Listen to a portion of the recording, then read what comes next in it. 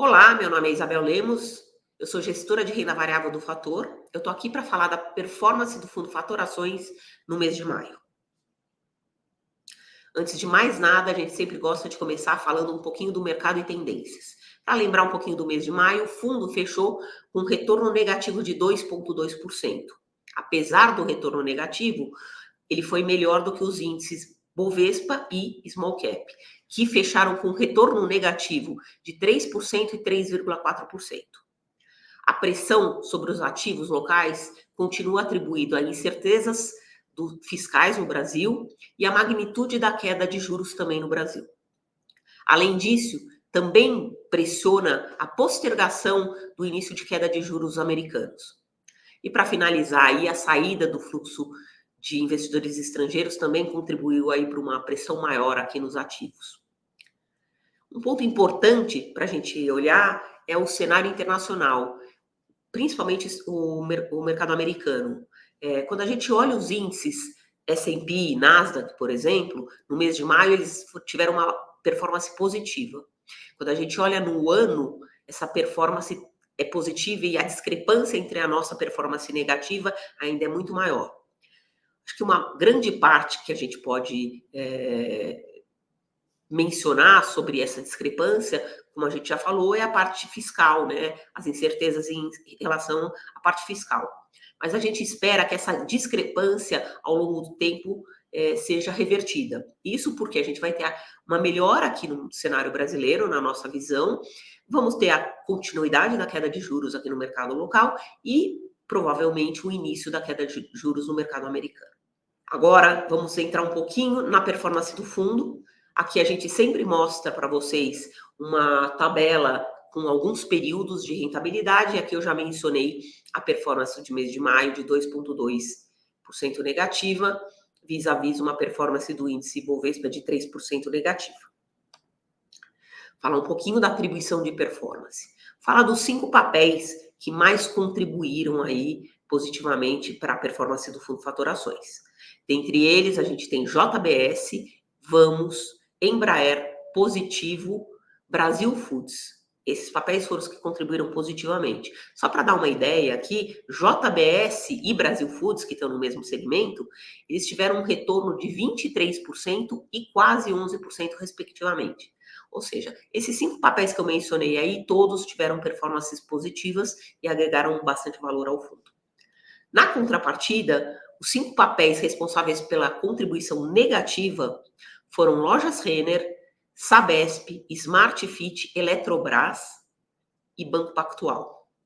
Bom, quando a gente entra aqui, eu não vou entrar em muitos detalhes, mas quando a gente entra na parte de utilities, que é Eletrobras e Sabesp, algumas notícias acabaram criando ruídos aí e incertezas em relação a algumas coisas que estão acontecendo com a empresa, por exemplo, a privatização do Sabesp e recebíveis de o que a gente chama de RBSE em Eletrobras, e aí acabaram pressionando mais esses papéis, mas a gente continua gostando muito, dada a atratividade dos múltiplos e do potencial de valorização desses papéis.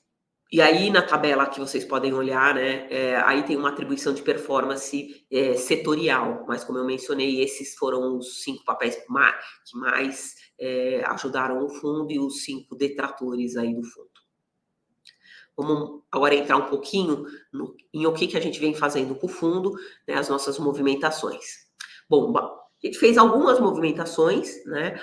Basicamente, a gente destaca o aumento da posição de materiais básicos, saindo de uma posição em torno de 14% que a gente tinha no mês passado para 18%, mantendo exposição a empresas como Vale, CSN, Mineração e Gerdau.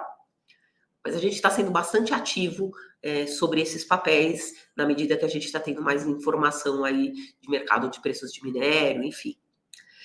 Outra coisa que a gente acabou fazendo, a gente acabou zerando a posição em Vamos, né, que deu um resultado bom para o fundo, levando a participação em transportes e logística para zero. A gente também reduziu ligeiramente a exposição de bebidas e alimentos. E aqui a gente fala mais de alimentos, né, que é a questão de proteínas. A gente zerou a posição que a gente tinha em Brasil Foods, dado o resultado, né, no mês, né, e reduziu também a exposição em JBS. Demais setores aí tiveram mudanças pouco significativas aqui nas nossas participações. E aí, como vocês podem olhar no quadro, né, aqui foram as exposições como que o fundo, a fotografia do fundo no final do mês. Para dar um resumo aqui da posição, o fundo termina alocado em 90% do patrimônio líquido dele, e as exposições setoriais do fundo eram, de modo geral, aí 23% em energia, 18% em materiais básicos, 14% em bancos, 10% em consumo discricionário e em torno de 7% em utilidades públicas. As exposições completas estão aí na tabela que vocês podem olhar. A gente termina sempre mostrando aí para vocês a tabela de vários anos aí do fundo, mês a mês, né, com uma periodicidade, né, como que está o fundo, porque a gente, como sempre fala, o importante aqui é olhar o médio e longo prazo da rentabilidade dos fundos.